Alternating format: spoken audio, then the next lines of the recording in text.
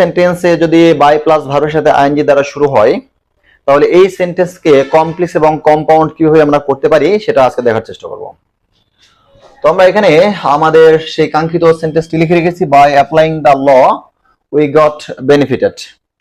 এখন আমরা জানি যে যদি কোনো সিম্পল সেন্টেন্সের শুরুতে বাই প্লাস ভার্বের সাথে আইএনজি থাকে, তাহলে কমপ্লেক্স করার সময় আমরা অবশ্যই কমপ্লেক্স সেন্টেন্সের জন্য যে দুইটা ক্লজ দরকার পড়ে, একটা হলো মেইন ক্লজ আর একটা হলো সাবঅর্ডিনেট ক্লজ।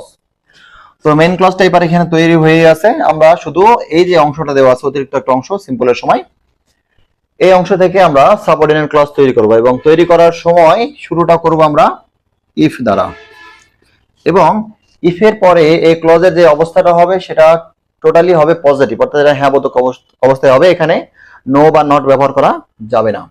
তাহলে আমরা এখন দেখতে পাচ্ছি যে ইফ যদি লিখি, ইফ এর পরে একটা ক্লজ তৈরি হওয়ার জন্য যে শর্ত সেটি হলো যে সাবজেক্ট এবং ফাইনাইট ভার্ব থাকতে হয়।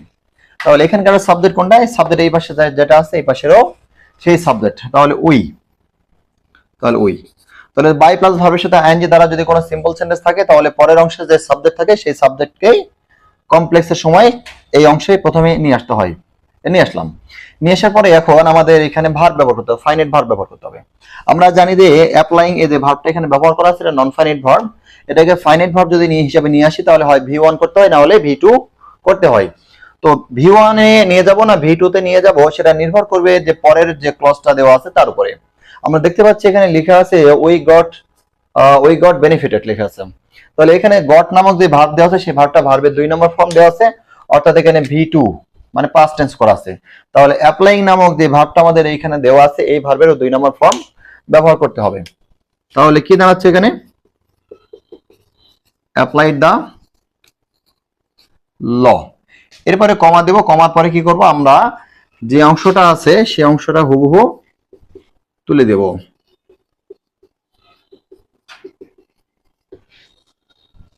তাহলে আমাদের এটা কমপ্লেক্স সেন্টেন্স তৈরি হয়ে গেল। এবার আমরা তৈরি করব কম্পাউন্ড সেন্টেন্স।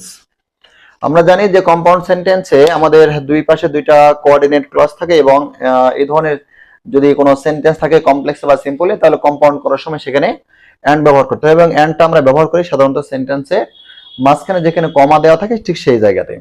তাহলে এখন কম্পাউন্ড করার জন্য আমাদের সেন্টেন্সের এখানে কি ছিল? সাবজেক্ট ছিল আমাদের উই ছিল, আমরা লিখে ফেলি উই অ্যাপ্লাইড দা ল। কমার জায়গায় যেটা বলছিলাম যে এন্ড ব্যবহার করতে হবে, তাহলে আমরা এখানে এন্ড দিয়ে দিলাম। তারপরে আমাদের এখানে দেওয়া আছে উই গট বেনিফিটেড। এখন এখানে কথা হলো একটা যে আমাদের কম্পাউন্ড সেন্টেন্সের সময় দুই পাশে যদি সাবজেক্ট দেওয়া থাকে তাহলে পরের পাশের সাবজেক্ট আমাদের আর দিতে হয় না। এখানে আবার একটা কারণ আছে, সেটা হলো যে দুই পাশে যদি সাবজেক্ট একই রকম থাকে এবং পরের অংশে সাবজেক্টের পরে যদি মেইন ভার্ব থাকে হয় ভি1 অথবা ভি2 যদি দেওয়া থাকে তাহলে পরের পাশের সাবজেক্ট আমরা আর ব্যবহার করব না, এটা ব্যবহার না করলেও চলে। তাহলে দেখতে পেলাম যে আমরা যে বাই প্লাস ভার্বের সাথে আইএনজি যদি সিম্পলের সময় থাকে, কমপ্লেক্সের সময় আমরা ইফ এর সাথে অংশটা পজিটিভ করব এবং কম্পাউন্ডের সময় এন্ড ব্যবহার করে এটাকে খুব সহজে আমরা কম্পাউন্ড করতে পারবো ইনশাআল্লাহ।